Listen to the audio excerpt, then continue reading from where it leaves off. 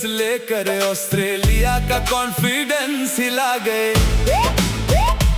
Alex कैरे को भी शाहीन ने चुप करा दिया।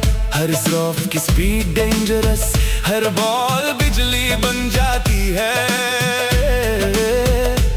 ओलिवर पीके और रेनशॉ को हैरिस की पेस तरह जाती है। और आफत मियास का काम कंट्रोल, जैसे सीनियर प्लेयर का रोल हो। सिर्फ 27 रन्स दिए और 2 विकेट्स भी ले ली। अबर अहमद का स्पिन जादू ऑस्ट्रेलिया को कंफ्यूज करता रहा। जॉश इंग्लिश और कैमरन ग्रीन अब्रर के ट्रैप में फंस गए।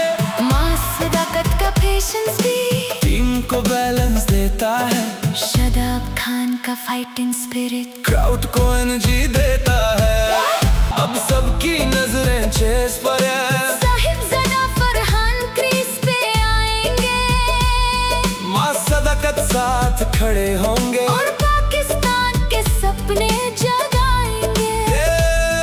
बाबर आजम का नाम ही काफी स्टेडियम को गरम कर देता है। सलमान अली आगा का कॉन्फिडेंस मिडिल ओवर संभल लेता है। मोहम्मद घासी घोरी विकेट के पीछे टीम को एनर्जी देता है। अब्दुल समद का अटैकिंग गेम हर बॉलर पे प्रेशर देता है। शादाब खान का ऑलराउंड टैलेंट पाकिस्तान की जान लगता है।